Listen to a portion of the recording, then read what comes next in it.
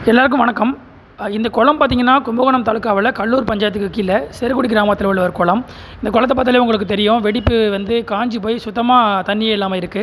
நம்ம காவிரியில தண்ணி கிட்டத்தட்ட 60 நாளைக்கு மேல ஆகுது. ஆனா, காவிரியிலேருந்து தண்ணி இன்னும் இந்த குளத்துக்கு சேரல. இந்த வாய்க்கால்கள் சரியான முறையில இல்ல. இதுதான் பார்த்தீங்கன்னா இந்த வாய்க்கால். இந்த வாய்க்கால் வழியா தான் இந்த குளத்துக்கு தண்ணி வரும். இந்த வாய்க்கால் ரொம்ப காஞ்சு போய் தான் இருக்கு. இன்னைய வரைக்கும் அந்த 60 நாளுக்கு மேல ஆகுது. இன்னமும் தண்ணி வரல வாய்க்காலுக்கு.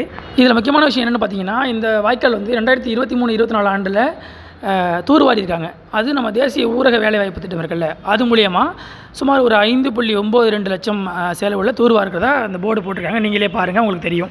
இதில் இவங்க தூர்வாரினதையோ எதையுமே குறை சொல்கிறதுக்கு எங்களோட நோக்கம் கிடையாது. எங்கள் குளத்துக்கு தண்ணி வரணும், அதுதான் எங்களுடைய முக்கியமான நோக்கம்.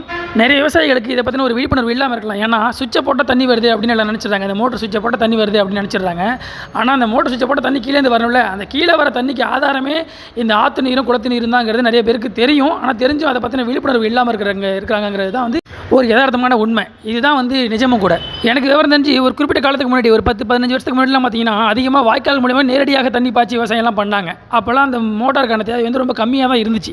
ஆனால் இப்போ எதுக்கு எடுத்தாலுமே மோட்டர்னு சொல்லி மோட்டார் எடுக்க ஆரம்பிச்சிட்டாங்க. அதனால் அந்த வாய்க்காலை பற்றின எதிர்பார்ப்பு, அதை பற்றின ஒரு கவனம், ஒரு விழிப்புணர்வு இல்லாமலே போயிடுச்சுங்கிறது தான் ரொம்ப வருத்தம் அளிக்கக்கூடிய விஷயமா இருக்குது. அந்த மோட்டாருக்கு தண்ணி வேணும்னா முதல்ல கீழே தண்ணி வரணும். கீழே தண்ணி வரணும்னா முதல்ல அந்த 6 வாய்க்கால்கள் நிறைஞ்சிருக்கணும். இதை முதல்ல புரிஞ்சுக்கணும் மக்கள். அதிகாரிகள் கண்டிப்பாக இதுக்கான நடவடிக்கை எடுக்கணும். இந்த நீர்நிலைகள்லாம் நல்லா நிரம்பி வழியணும். ஏன்னா காவிரியில் அவ்வளோ தண்ணி போகுது. அந்த காவிரி நீர் முழுமையாக வீணடையாமல் எல்லா கிராமங்களுக்கும் சென்றடையணுங்கிறது தான் எங்களோட முக்கியமான நோக்கம். ஒரு காலத்தில் 30 அடி 40 அடியில் மோட்ரு வச்சு தண்ணி பாய்ச்சவங்க, மோட்ரு வச்சு தண்ணி பாய்ச்சவங்களாம் அவ்வளோ பேர் இருந்தாங்க. ஆனால் இன்றைக்கி மோட்ரு போட்டாலே குறைச்சலாம் 100 அடியிலேருந்து 200 அடிக்கு மேலே வரைக்கும் நம்ம ஊர்லேயே தஞ்சாவூர் மாவட்டத்திலே போட ஆரம்பிச்சிட்டாங்க.